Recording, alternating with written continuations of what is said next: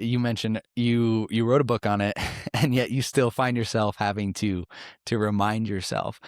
Why is it that the brain is just so set in its ways, so fickle? Why can't we have a little bit more control over this? Like, you write a book about it, you learn about it, you teach it, and yet you still find yourself falling back onto the basic instincts of your brain.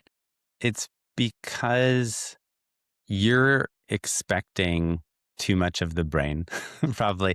But it's also like a lot of times it just comes down to this simple understanding that different parts of your brain evolved for different purposes and they pull you in different directions. So, like when it comes to learning something, we learn it in different ways. Like there's one part of your brain that learns facts, and we learn facts in a different way than we sort of learn experiences that we've had where you can recall like Proust's, he smells the smell and like goes off into remembering something. Like we remember things in different ways. And there's another that is about the habitual part of the brain that remembers just through action. We call it muscle memory, but it's really like that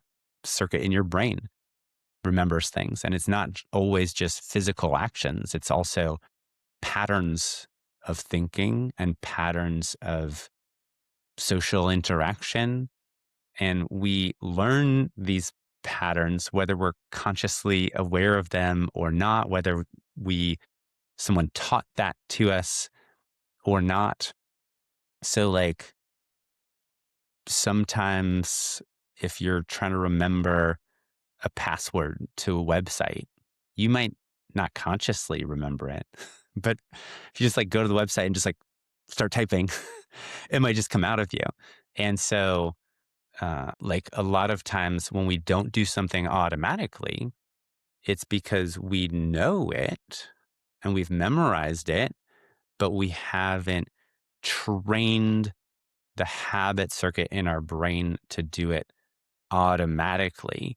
And so sometimes when you're like, I get frustrated or angry about myself, I remind myself that, like, right, these different parts of your brain, like, want different things. They follow different logic.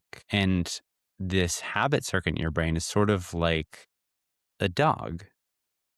And you can't argue with a dog and use logic with a dog. I mean, you can, but it's sort of a waste of time. And you could be like, why do you keep jumping on this couch? I told you not to jump on the couch. Like, right. Like the dog doesn't care about what you want or what you know or what you think or what's logical.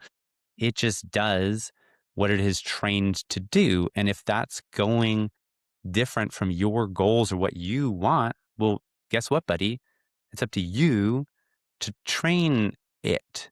But it's not helpful to get mad at the dog. And it's actually illogical to like call the dog illogical or argue logically with the dog. The dog has its own logic. And so understanding that logic and how you can start to reprogram those circuits so that these things start to become more automatic is a key part of making them consistent in the long term. But just like knowing something or trying it once or um, trying it a couple times isn't always enough to make it automatic. You mentioned we have the learning part of our brain that's habitual. We learn habits physically as well as mentally.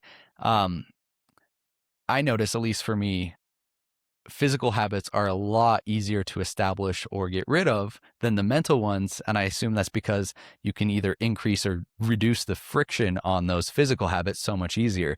Like if I want to run more, I can put my running shoes, get all my clothes ready and like reduce the friction on that habit. Or if I want to stop eating Oreos every night, I can stop buying Oreos. And then that's hard to do. Versus if I have a mental habit of, being negative every time something happens to me, there's no friction there. Like I can't reduce that friction or increase that friction. You can actually, it's just more abstract. I think one of the reasons why physical habits are so much easier to change is because they're concrete. It's easier to think in black or white. Like, have I done this? They're more controllable and verifiable. So if you're like, I'm going to go to the gym 3 days this week, okay, like, well, you either did that or you didn't do that. It's easier for someone else to evaluate, like, yes, did you do that or not do that? As soon as it comes to things for our own thoughts, well, you're the only person who could hold yourself accountable, and it's easier to wriggle out of your own sense of accountability because you can lie to yourself really easily, or you can reinterpret it really easily. And um, it certain like behaviors that we can do, we can make easier or harder. Like, it's easier to work out when I have all of my workout clothes on and I'm at the gym. So, like, sometimes when I'm trying to help people take advantage of the upward spiral, I'm like, okay, well, don't try to convince yourself to do a tough workout while you're wearing, where you're in your underwear on sitting on your couch. Like, well, just get dressed and then go to the gym and then make the decision. And that decision is much easier to make when your environment is different. And so, like, the same thing, though, is true of a lot of mental habits that we have. If you are in an environment or surrounded by people who believe in you and share your values and are supportive of you, well, it's much easier to like automatically think and act in that way. And that's why the people that you surround yourself with and how they think and the kinds of goals they have, well, it's easier to fall into those same patterns when you're around those people. And so those are if ways to change that friction, but also the environment that you surround yourself with. So simple things like, what pictures do you have on your wall? Like, are these subtly reminding yourself of your good qualities and the capabilities that you have and your goals and your strengths and your dreams? This is what like a vision board is for, but it's not some like mystical thing. It's just triggering different parts of your brain to remember, oh, right. Like, yeah, I wanted to write another book or I wanted to do this other thing. So like for me, I have this stack of books. It's not just like advertising for my book, but it's also like some of these books are The Upward Spiral in different languages. It's been translated into like 14 different languages.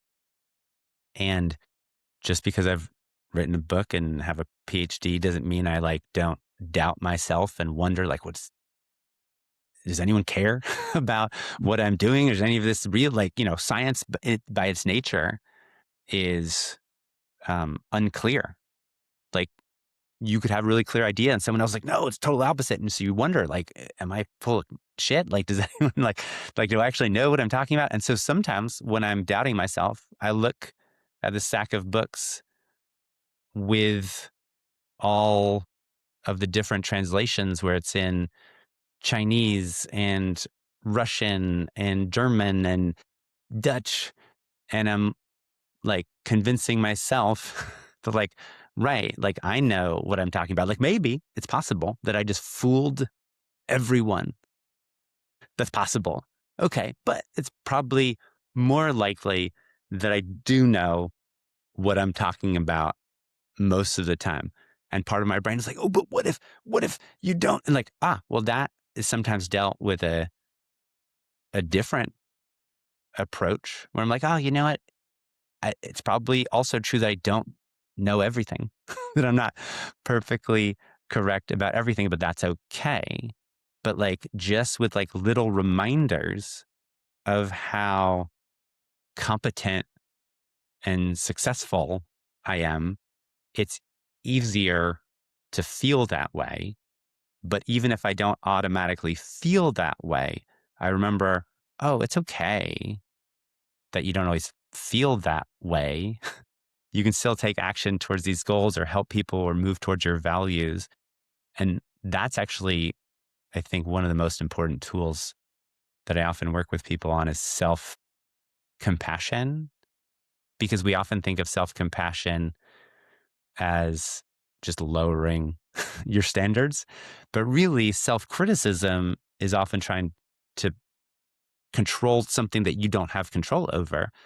And it allows us to wriggle out of our accountability for ourselves because you're like, no, but I got really mad at myself. So that's okay. I don't actually have to do the work. And self compassion is like, oh, I know it's difficult, but like, it's important.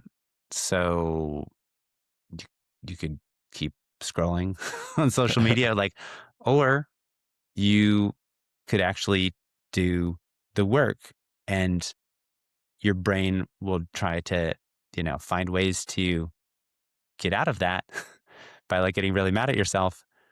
But like, again, surrounding yourself with people who believe in you and call you on your own BS, treating yourself with compassion, surrounding yourself with reminders, like these are the ways to reduce the mental friction to start to change some of those negative mental habits.